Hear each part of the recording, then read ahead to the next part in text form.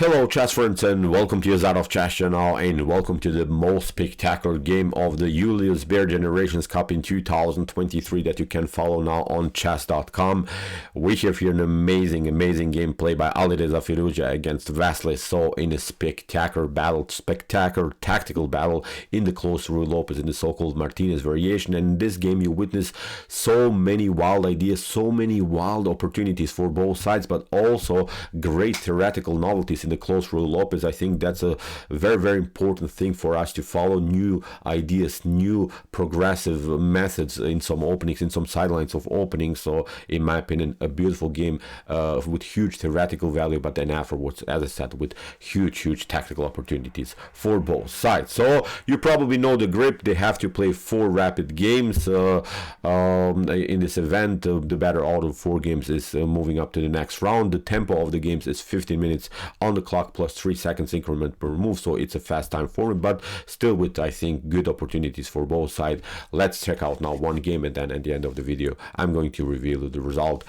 in this epic battle between Alireza Firouzja and Wesley So. So let's start the game with the white pieces. Alireza opened with the move e4. Wesley's response was e5, knight to f3, knight to c6, and after move bishop to b5 we have the Spanish game. The Ruy Lopez is on the board. a6, the Murphy defense. We have bishop to a4, knight to f6, and after kingside castling we have now the closed Ruy Lopez with the move bishop to e7. Now comes the so-called Martinez variation, keeping the grip on light squares, preparing c3, bishop to c2, knight to d2, rook to e1, knight to f1, knight to g3, knight to e3, bishop to e3. So these are common moves in these types of positions, in these types of structures. b5, hitting the bishop. Of course the bishop was a little bit annoying here, hitting the knight, and also the knight is protecting the pawn on e5. Alireza drops back. We have d6, and now after move c3, kingside castling, and h3, prophylactic idea, preventing idea here by Alireza, not allowing here to get pinned maybe by the bishop on g4. Then of course we want to play aggressively with the move d4. Rook to e8, we have a rook to e1 with the idea to play knight to d2, as we said, knight to f1, knight to g3, maybe from the square knight to f1 we can also use the access to the e3 square. From that square maybe we can occupy the d5, f5 square. So far it's a positional struggle, it's a positional battle. So here Wesley is also doing the same. He's playing now the move h6, probably also a very nice an effective prophylactic move here by black, because sometimes I think a Ruy Lopez player with the black pieces doesn't like maybe when black gets challenged in this way with the move bishop to g5. You play something, I don't know, h6, bishop to f6, then after bishop to f6. Again, white will stuck with this plan, knight to d2, knight to f1, knight to e3, and then will simply occupy the weak d5 square, and the knight on f6 at least control the d5 square somehow. So that's why many times black is, as I said, preventing this idea.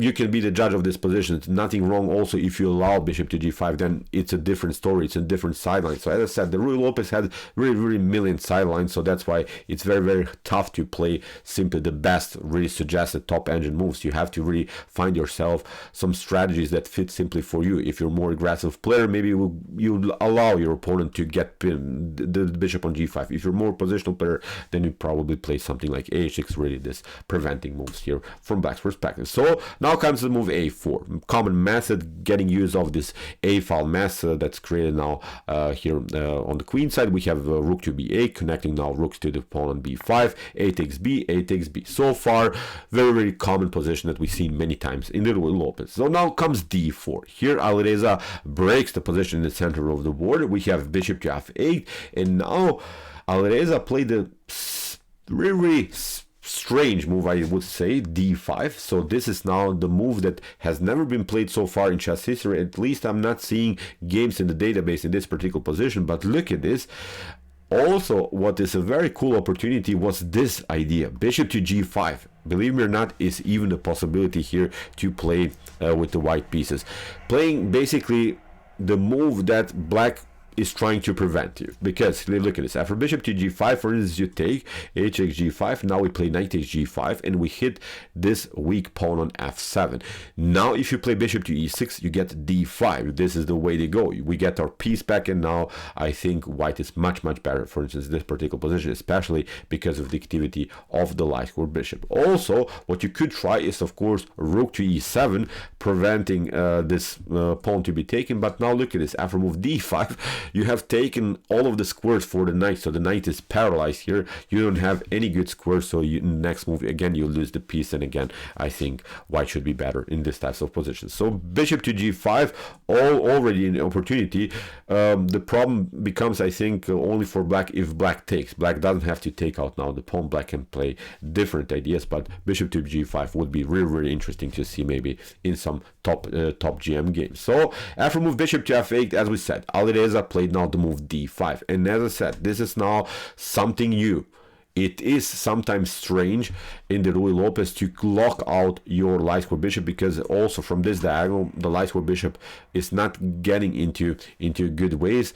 Of course, Alireza challenged the knight. The knight has to drop now to e7, but now the fun starts. This is, I think, a line that somewhere Alireza has prepared at home. He plays now the aggressive move bishop to e3. He loses now the connection between the rook and the pawn, and allows now here Wesley So to take out now the pawn on e4. The best move actually here for black is to play the move c6, breaking simply the space advantage here in the center of the board, simply trying to simply to open the position, let the position explode here. Then after something like d takes c6, knight to c6, with knight to d2, you're connecting now the knight to the defense of the pawn on e4. But d5 should be, I think, the liberating move. That this should be the move that lets you simply breathe now, and d5 I think would solve all of the positional problems in black's position. But after bishop to e3 here, Wesley So got a little bit tricked, and pay good attention.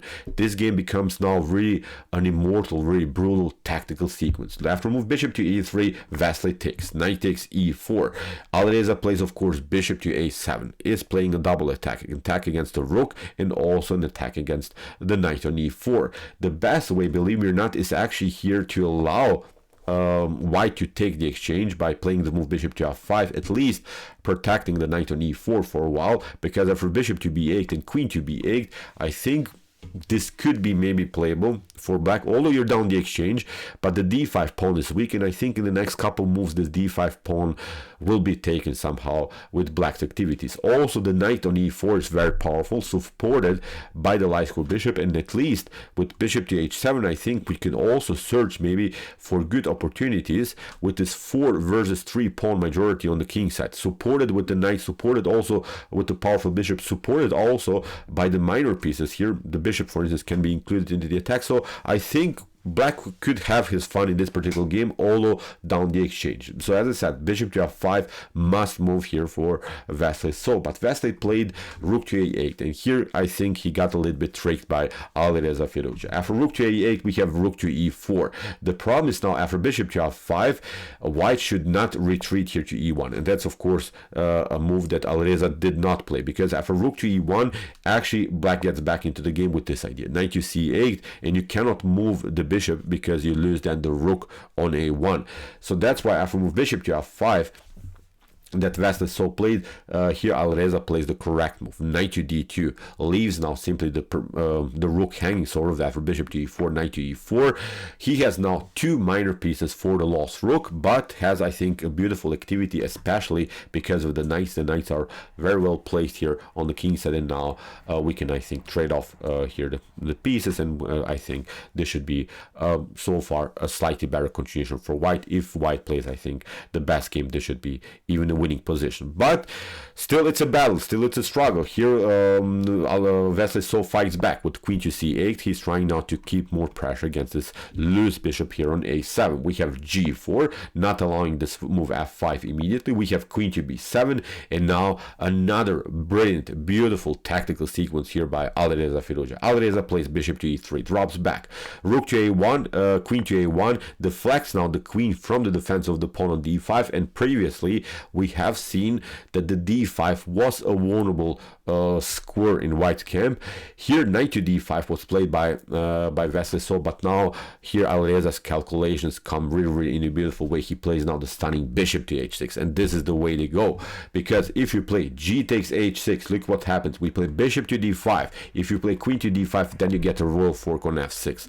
Really stunning calculations here by Alireza Firouzja. So after move bishop to h6, here the only move that helps you out, that keeps you somehow in the game, is to play the move c5. But still, I think with bishop to d2, we retreat, you play c4, bishop to c2. Still, I think white should be much better. We'll play something like knight to g3. We'll get the knight on f5. We have a beautiful bishop here that's controlling both of these diagonals. So still, it's an unpleasant game. But after bishop to h6 was what Wesley So did was even worse. He played now the move knight to f6, and from this point on, I think it's a one-way ticket simply in white's favor, because look at this. After knight to f6, we have g takes f6, and it seems so that you have to retreat now with the bishop on h6. But Alireza plays another stunning, beautiful, sharp tactical move, queen to b1.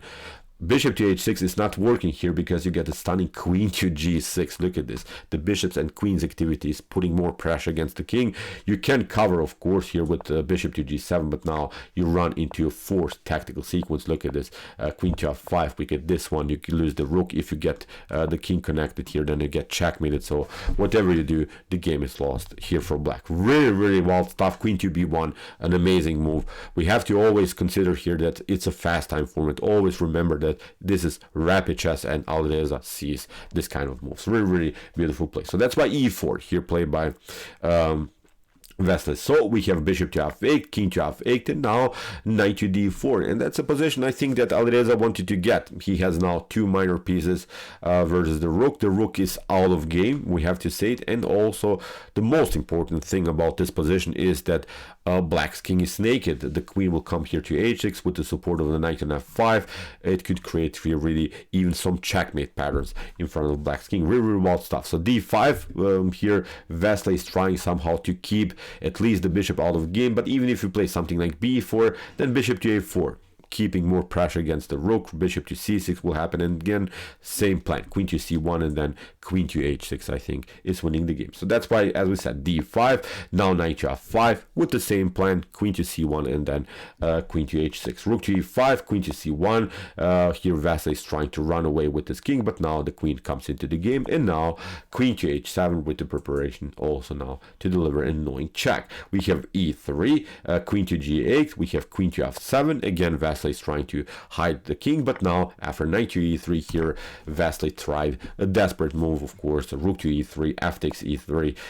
If you can, I think, play f takes e3 immediately, you're running maybe into an unpleasant checkmate check sequence, but now even if you lose the bishop here on b3, still I think with queen to f6 we can protect this pawn and start to push here the pawn on the h file. Still, it's of course a completely winning endgame here for white. But Alireza didn't want to risk anything. After rook to e3, he first delivered a check, now he delivered another check, and now after a new check, now finally he took.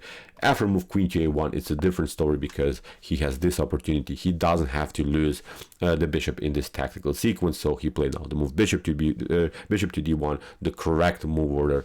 Beautiful. Also defensive tactics here by Alireza, and in this particular position, Wesley So resigned. Really amazing game, stunning tactics. Cool ideas, I think, here by Alireza produced in the close rule Lopez. The close rule Lopez can be sometimes really too positional. You're just battling sometimes for one square, but you see how Alireza produced here.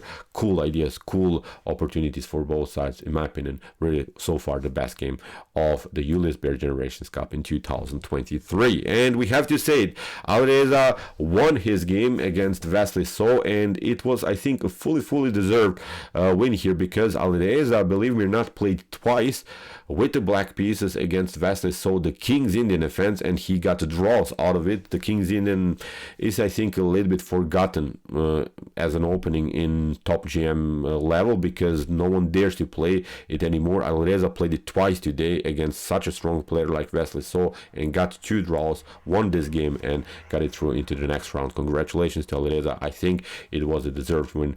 Impressive performance by the young chess player, in my opinion. opinion, really, even the top favorite maybe to win the whole thing. But of course, Magnus Carlsen will also have to say something in this beautiful chess event. So, okay, I hope that you enjoyed this game. I really enjoyed it a lot. Interesting ideas of the Martinez variation of the Ruy Lopez. If you want to see also some other games that we have covered so far, check out also our previous analysis of a beautiful game also played by Alireza. Here's the link of the game. And if you like this content, don't forget to subscribe to my channel.